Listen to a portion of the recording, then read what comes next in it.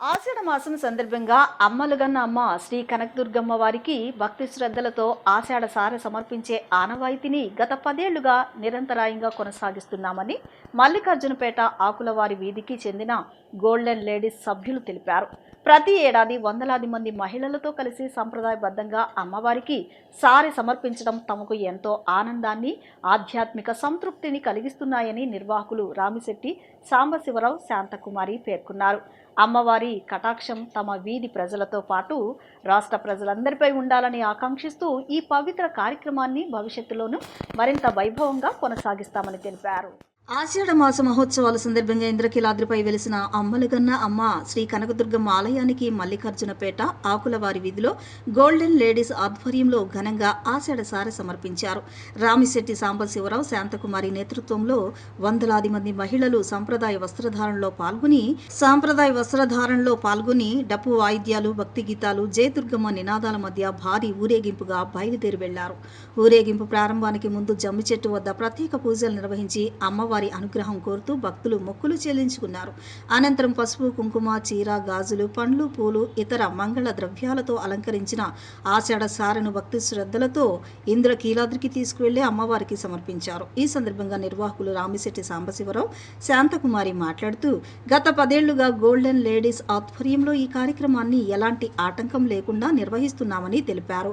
అమ్మవారి ఆశీస్సులతో తమ కుటుంబంతో పాటు వీధి ప్రజలందరూ సుఖశాంతులతో ఆయురారోగ్యాలతో ఉండాలని ప్రార్థించామని చెప్పారు. అలాగే రాష్ట్ర ప్రజలందరికీ సుభిక్షం, మంచి వర్షాలు, పంటలు సమృద్ధిగా కలగాలని అమ్మవారిని వేడుకున్నట్లు తెలిపారు. భక్తుల సహకారం, మహిళల ఐక్యతతో ప్రతి ఏడాది ఈ కార్యక్రమం మరింత వైభవంగా జరుగుతుందని పేర్కొన్న వారు రానున్న రోజుల్లోనూ ఇదే భక్తి విశ్వాసంతో మరిన్ని పెద్ద ఎత్తున ఆషాఢ సారె సమర్పించే కార్యక్రమాన్ని నిర్వహిస్తామని వెల్లడించారు. కార్యక్రమంలో పెద్ద సంఖ్యలో మహిళలు, భక్తులు, స్థానికులు పాల్గొని అమ్మవారిని దర్శించుకుని ప్రత్యేక పూజలు నిర్వహించారు.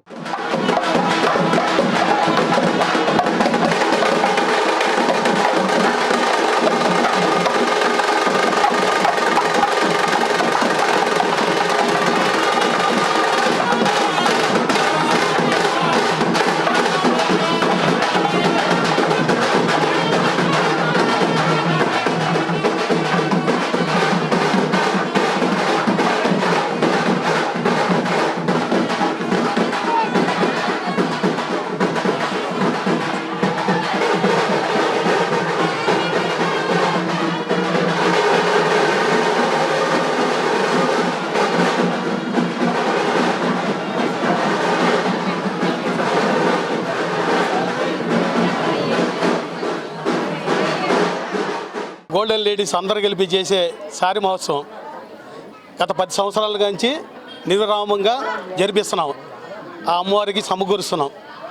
అమ్మవారు భక్తితోని అందరినీ చాలా ముందుకు నడిపిస్తుంది. అలాగా ఈ సారి సమర్పించుకుంటూ మా అందరికీ మహదానందంగా ఉంది.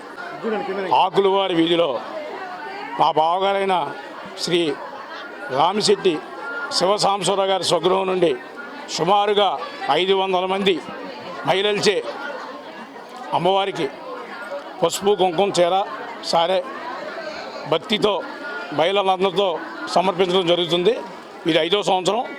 దీనికి సహకరిస్తున్న మహిళా లోకానికి మా ధన్యవాదాలు. ముందుగా అందరికీ నమస్కారం. ఈరోజు మల్లికార్జునపేట ఆకులవారి వీధిలో గత 10 సంవత్సరాలుగా రామిశెట్టి వారి ఫ్యామిలీ ఈ అమ్మవారి సారె ఎంతో ఘనంగా జరిపించడం జరిగింది. అంతే విధంగా భక్తి శ్రద్ధలతో ఆడవాళ్ళందరూ ప్రతి ఒక్కళ్ళు తమ వంతు సాయంగా తమ ఆనందాన్ని వ్యక్తపరుస్తూ ఈ సారి మహోత్సవ భాగంలో ప్రతి ఒక్కళ్ళు తమ వంతు సహాయం అందిస్తూ, అంతేకాకుండా భక్తి శ్రద్ధలతో ఎంతో చేస్తున్నారు. అలాగే రామిశెట్టి వారి కుటుంబం తరఫు నుంచి రామిశెట్టి శివ గారు, శాంతి గారు, వారి కుటుంబ సభ్యులందరూ కలిసి ఈ కార్యక్రమం జయప్రదం చేయడం జరుగుతుంది. మరి ఒకసారి ప్రతి సంవత్సరం అలాగే ఈ సారి మహోత్సవం ఎంతో ఘనంగా జరగాలని అమ్మవారిని వేడుకోవడం జరిగింది. జై దుర్గా మాతాకి జై. ఈరోజు మల్లికార్జునపేట ఆకులవారి వీధి నుండి రామిశెట్టి సాంబశివరావు, శాంతి గారి ఆధ్వర్యంలో గత 10 సంవత్సరాలు బట్టి ఆషాఢ మాసం సందర్భంగా అమ్మవారికి సారి సమర్పించుకోవడం ఆనవాయితీగా జరుగుతుంది. దాంట్లో భాగంగా ఈరోజు మరి దాదాపు 400 మంది మహిళలతో ఈరోజు ఒక పెద్ద కార్యక్రమంగా చేసుకొని అమ్మవారికి సారి సమర్పించడానికి వెళ్ళడం జరుగుతుంది. అలాగే అమ్మవారికి ఏదైతే ప్రీతిగా ఉందో దాని ఆషాఢ మాసంలో ఈ సారిని సమర్పించడం చాలా సంతోషకరం. అలాగే అమ్మవారు మన ఇంటి ఆడపడుచుగా ఏ విధంగా భావిస్తుంటామో అదే విధంగా ఈరోజు ఆడపడుచులు అందరూ కూడా తీసుకెళ్ళి అమ్మవారికి సారి సమర్పించడం, వారి అమ్మవారి యొక్క అనుగ్రహాన్ని పొందే విధంగా ప్రతి ఒక్కరు కూడా భక్తి శ్రద్ధలతో ఈరోజు ఈ యొక్క కార్యక్రమంలో పాల్గొంటారు. వారందరికి కూడా మహిళలందరికీ కూడా పేరు పేరున ఈ యొక్క కార్యక్రమంలో పాల్గొన్న వారందరికీ కూడా పేరు పేరున హృదయపూర్వకమైన ధన్యవాదాలు తెలియజేస్తూ, అలాగే రామశెట్టి వారి ఫ్యామిలీతోని మరియు వారి యొక్కతో సహకరించిన ప్రతి ఒక్కరు కూడా ఇలాగే ప్రతి సంవత్సరం కూడా అమ్మవారి ఆశీస్సులతో ముందుకు తీసుకెళ్తారని చెప్పి కోరుకుంటూ ఇలాంటి అవకాశం కల్పించిన వీరందరికీ కూడా పేరు పేరున ధన్యవాదాలు తెలియజేస్తున్నాను. మహిళా సాధికారత ద్వారానే వికసిత భారత్ సాధ్యమవుతుందని 20 సూత్రాల అమలు చైర్మన్ లంకా దినకర్ అన్నారు. డ్వాక్రా బజార్ పేరిట డ్వాక్రా మహిళలు రూపొందించిన వస్తువులకు మార్కెటింగ్ సదుపాయం కల్పించడం అభినందనీయమన్నారు. విజయవాడ పరిసర ప్రాంత వాసులు ఈ ప్రదర్శనను తిలకించి డ్వాక్రా మహిళలను ప్రోత్సహించాలని కోరారు. రాష్ట్ర వ్యాప్తంగా ఉన్న డ్వాక్రా గ్రూపులు రూపొందించిన ఉత్పత్తులకు మార్కెటింగ్ సదుపాయం కల్పించే ఉద్దేశంతో బందర్ రోడ్లోని బాపూజీ మ్యూజియంలో డ్వాక్రా బజార్ పేరిట ఎగ్జిబిషన్ ఏర్పాటు చేశారు. ఈ ఎగ్జిబిషన్ను 20 సూత్రాల అమలు పథకం చైర్మన్ లంకా దినకర్ ప్రారంభించారు. సెప్టెంబర్ 16వ తేదీ వరకు కొనసాగే ఈ ప్రదర్శనలో హస్త కళాకారులు రూపొందించిన మంగళగిరి చీరల, చేనేత వస్త్రాలు, పట్టు వస్త్రాలు, దుప్పట్లు, కలంకారీ వస్తువులు, కొండపల్లి బొమ్మలు, గృహోపకరణాల వస్తువులతో పాటు అనేక రకాల పచ్చళ్ళు, పొడులు, తినుబండారాలు, డ్రై ఫ్రూట్స్లు ఇంకా అనేక రకాల అపురూప వస్తు సంచయం చోటు చేసుకుంది. ప్రదర్శన ప్రారంభించిన అనంతరం దినకర్ డ్వాక్రా మహిళలతో మాట్లాడి వివరాలు అడిగి తెలుసుకున్నారు. అనంతరం ఆయన మాట్లాడుతూ కేంద్ర ప్రభుత్వం ఆశించిన వికసిత్ భారత్ లక్ష్యాల సాధనకు ఇలాంటి ప్రదర్శనలు ఉపకరిస్తాయన్నారు. మహిళా సాధికారతను ప్రతిబింబించే విధంగా ఈ ప్రదర్శన ఉందని ప్రశంసించారు. మహిళలను లక్షాధికారులుగా తీర్చిదిద్దే సంకల్పంతో కేంద్ర రాష్ట్ర ప్రభుత్వాలు వారిని ప్రోత్సహించేందుకు అనేక రుణాలు అందజేస్తున్నాయని వివరించారు. ప్రదర్శన నిర్వాహకురాలు దేవకీ దేవి మాట్లాడుతూ డ్వాక్రా మహిళలు రూపొందించిన వస్తువులకు మార్కెటింగ్ సదుపాయం కల్పించేందుకు ఈ ప్రదర్శన ఏర్పాటు చేశామన్నారు. సెప్టెంబర్ 16వ తేదీ వరకు ఈ ప్రదర్శన కొనసాగుతుందని, విజయవాడ పరిసర ప్రాంత వాసులు ఎగ్జిబిషన్ను సందర్శించి డ్వాక్రా మహిళలను ప్రోత్సహించాలని ఆమె కోరారు. విజయవాడలో ఏర్పాటు చేసిన ఈ ఎగ్జిబిషన్ ఏదైతే బాపు మ్యూజియం దగ్గర ఎగ్జిబిషన్ డ్వాక్రా మహిళల ఆధ్వర్యంలో డ్వాక్రా బజార్ ఏదైతే దేవకీ దేవి గారి వారి యొక్క ప్రోద్బలంతో డ్వాక్రా గ్రూపుల మహిళలు, అలాగే వివిధ రాష్ట్రాలకి సంబంధించినటువంటి డ్వాక్రా గ్రూపులతోటి వీరికి అనుబంధంగా నడుస్తున్నటువంటి వివిధ రంగాల్లో పనిచేస్తున్నటువంటి వారందరూ కూడా ఇక్కడ ఎగ్జిబిషన్లో వారి వస్తువులను అయితే ఇక్కడ అమ్మకానికి ఇక్కడికి పెట్టము, విక్రయాలకి ఇక్కడ విజయవాడలో ఉండేటటువంటి ప్రజల్ని ఇక్కడికి రాబట్టి వారి ద్వారా వ్యాపారం చేయటం, అలాగే ఏ రకాలైనటువంటి అంశాలు వీరు డ్వాక్రా గ్రూప్ ద్వారా ప్రోత్సహిస్తూ వస్తువుల్ని తయారు చేస్తున్నారో అవన్నీ కూడా మన ప్రపంచానికి తెలియజేసే విధంగా ముందుకు వెళ్తూ ఉన్నారు. నేను చూశాను, తూర్పుగోదావరి జిల్లా నుంచి పచ్చళ్ళు తయారు చేసేటటువంటి ఒక మహిళ బ్రహ్మాండంగా పచ్చళ్ళకి సంబంధించినటువంటి వ్యాపారం, అలాగే విజయవాడ నుంచి, చీరాల నుంచి, అదేవిధంగా విశాఖపట్నం దగ్గర నుంచి కలంకారీ ఆర్ట్ తోటి వస్త్రాలని తయారు చేసేటటువంటి వాళ్ళు, అలాగే మంగళగిరి దగ్గర నుంచి వస్త్రానికి సంబంధించినటువంటి వస్త్రాలని ఏదైతే కాటన్కి సంబంధించి, అలాగే పట్టుకి సంబంధించినటువంటి తయారు చేయటము, అలాగే డ్రై ఫ్రూట్స్ వంటి అంశాలని సేకరించి ఏ విధంగా వాళ్ళ జీవనాన్ని ముందుకు తీసుకెళ్లేటటువంటి కుటుంబాలకు సంబంధించినటువంటి వ్యాపారం చేసేటటువంటి మహిళలు, ఇలా వివిధ రకాల అగరబత్తులు, చాలా పల్నాడు జిల్లా నుంచి వచ్చినటువంటి ఒక డ్వాక్రా గ్రూప్ మహిళ అగరబత్తులు కానీ, అలాగే దేవుడి దగ్గర మనము దీపారాధన చేసుకునేటటువంటి స్వచ్ఛమైనటువంటి ఎటువంటి కెమికల్స్ లేకుండా చాలా సువాసనతో వెదజల్లేటటువంటి ఆ యొక్క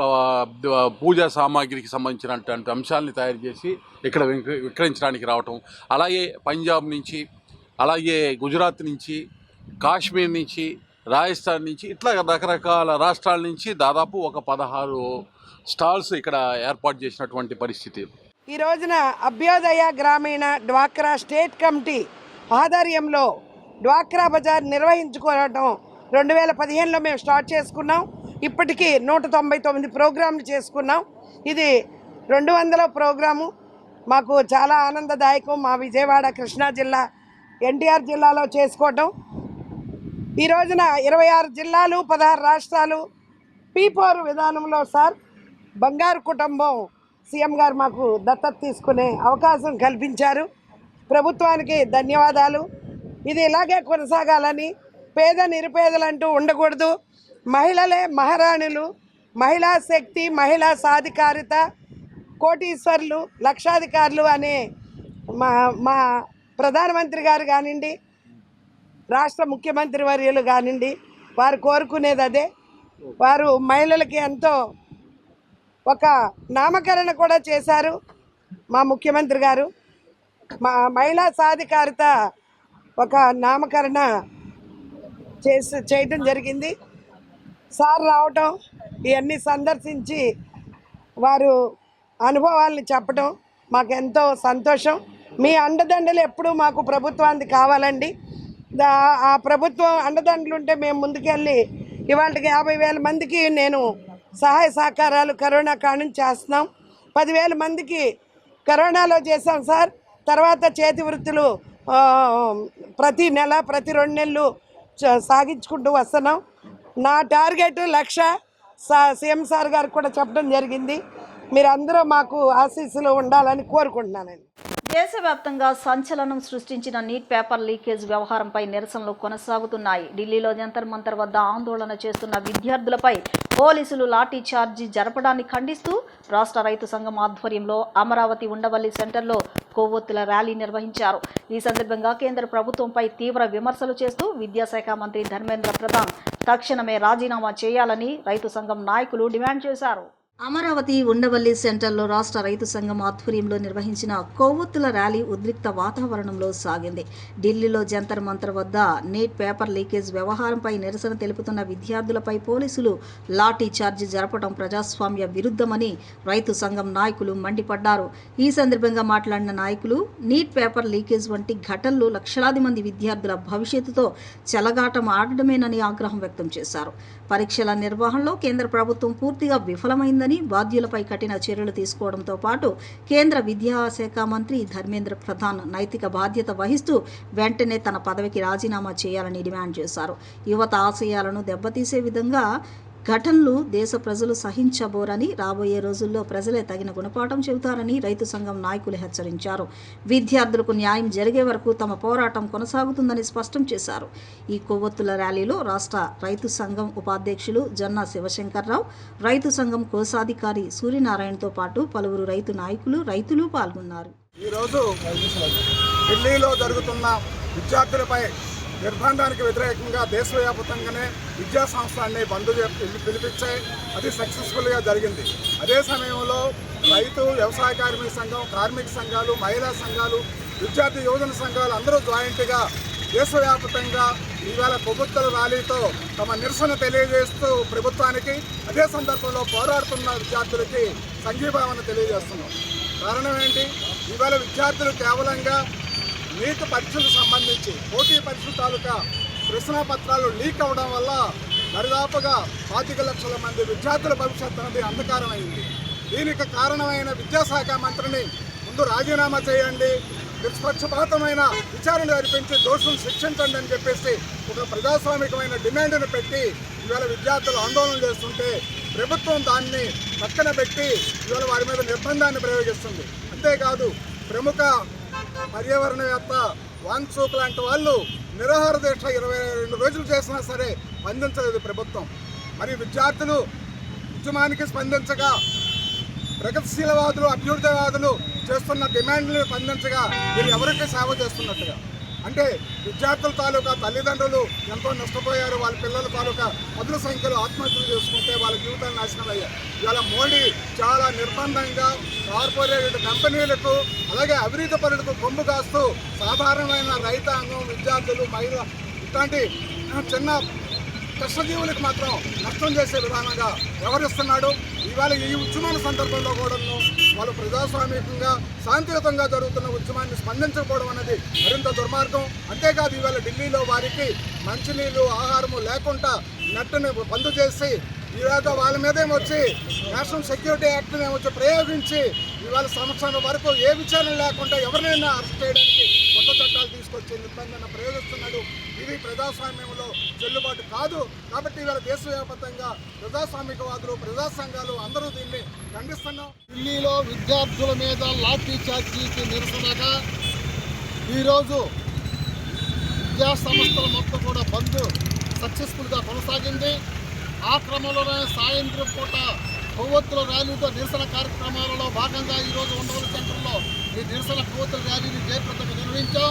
దీంట్లో ప్రధానంగా కేంద్ర మంత్రి రాజీనామా చేయాలి, విద్యార్థుల మీద ఈ పెట్టిన కేసులు మొత్తం కూడా ఎత్తేయాలి.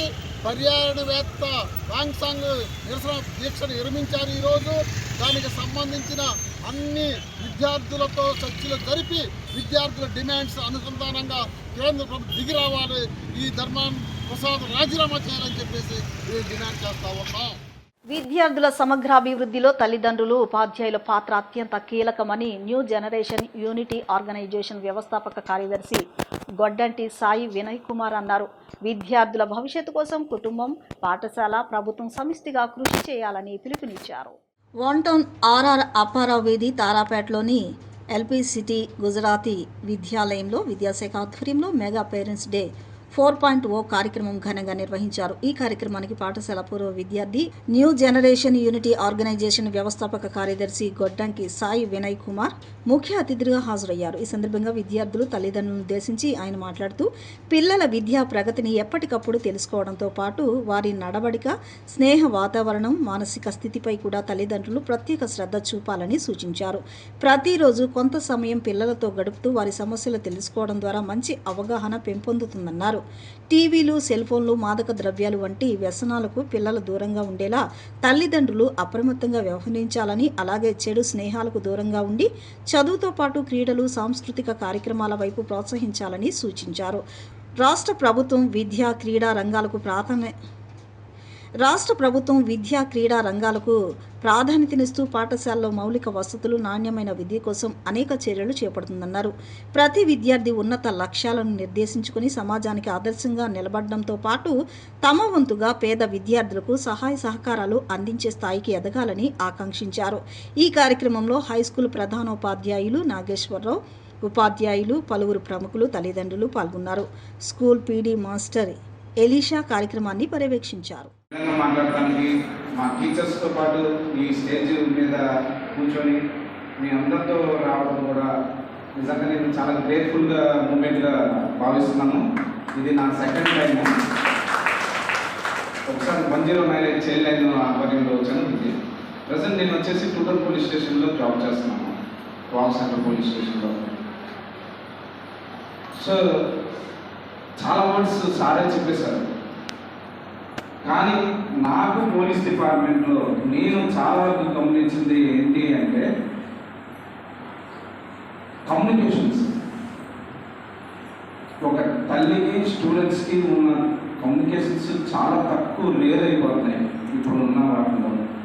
ఎందుకంటే తల్లిదండ్రులు ఇద్దరు జాబ్స్కి వెళ్ళిపోతున్నారు, పిల్లలు ఒక్కలే వాళ్ళు పొద్దున్నే స్కూల్కి వెళ్తున్నారు, తర్వాత ట్యూషన్కి వెళ్తున్నారు, లేకపోతే ఎక్కడికి వెళ్తున్నారు ఏదో, ఇంటికి తల్లి వచ్చే టైంకి వాళ్ళు చేరుకుంటున్నారు. వాళ్ళు ఏం చేస్తున్నారో తెలియదు. ఇంటికి వచ్చిన తర్వాత వాళ్ళ అమ్మ వాళ్ళ పనుల్లో మునిగిపోతారు, వంట మళ్ళీ మామూలుగా.